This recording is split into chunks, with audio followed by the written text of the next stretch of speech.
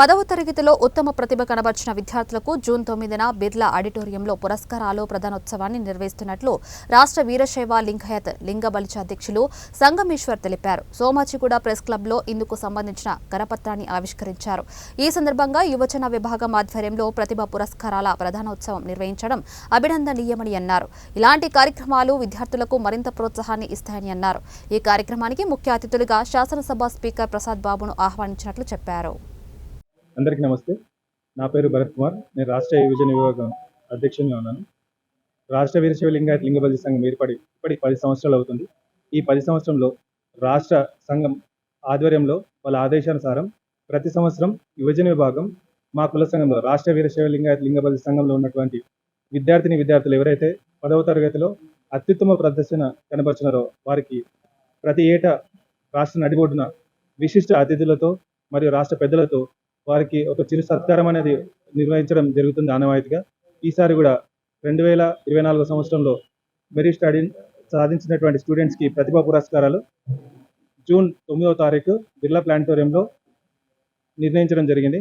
కావున రాష్ట్రంలోని వీరశైవ లింగాయత్ లింగబలిచ బంధువులందరూ ఎవరైతే 10వ తరగతిలో ప్రభుత్వ పాఠశాల అబౌవ్ వచ్చిన వాళ్ళందరూ కూడా ఎవరైతే అచీవ్మెంట్ అవార్డ్స్ ఇచ్చి ప్రోత్సహిస్తున్నారు. సో ఇలాంటి ప్రోగ్రామ్స్ ఇంకా చేస్తూ ఇంటర్మీడియట్ కానివ్వండి 10th కానివ్వండి ఇలా చేయడం వల్ల మన సంఘంలో ఉన్న యంగ్స్టర్స్ అంటే వాళ్ళు మన ఫ్యూచర్ లీడర్స్ కాబట్టి వాళ్ళకి ఇలా ఇంకా చేయాలని చెప్పి కోరుకుంటున్నాను. అదేవిధంగా మొన్న రీసెంట్ ఒక 1 week 10 days బ్యాక్ కూడా మన క్రికెట్ టోర్నమెంట్స్ అని జరిగింది. మంచిగా అన్ని రంగాలు క్రికెట్, చెస్, క్యారమ్స్ అన్నీ కూడా ఆర్గనైజ్ చేయడం జరిగింది. సో అది కూడా ఒక చిన్న మనం ఏంటంటే ఈ ప్రెస్ మీట్ అయిన తర్వాత కూడా అందరూ ఒక 10 minutes టైం ఇస్తే దాని గురించి కూడా పెద్దలందరూ ఒకసారి అయిపోయింది ఎలా ముగించాలనేది మాట్లాడాలని చిన్న కోరిక. అలాగే ఈ ఏమైతే యూత్ ఆర్గనైజర్స్ మరి చాలా చక్కగా ఈ రాష్ట్రంలో ఎవరు కూడా ఇంత చక్కటి కార్యక్రమం నిర్వహించలేరు అనే విధంగా మనము నిర్వహించాలని చెప్పి తెలియజేస్తూ ఉన్నాం. మరి ఈ కార్యక్రమంలో పాల్గొంటున్న చాలామంది పెద్దలు మరి శివ కానీ, డాక్టర్ శివప్ప కానీ, మరి రాచప్ప కానీ, అట్లానే భరత్ కానీ, ఇంకా మహబూబ్నగర్ సెంట్రల్ కమిటీ సభ్యులైన శివకుమార్ కానీ, మరి ఇంకా శివశరణ్ కానీ, వేరే చాలామంది అక్క మన శ్రావణి గారు మరి వారి యొక్క టీం మన చక్కగా మరి అంటే టైగర్స్ అన్నట్టే అనిపించింది నాకు. అంత బాగా ఆడిన గేమ్.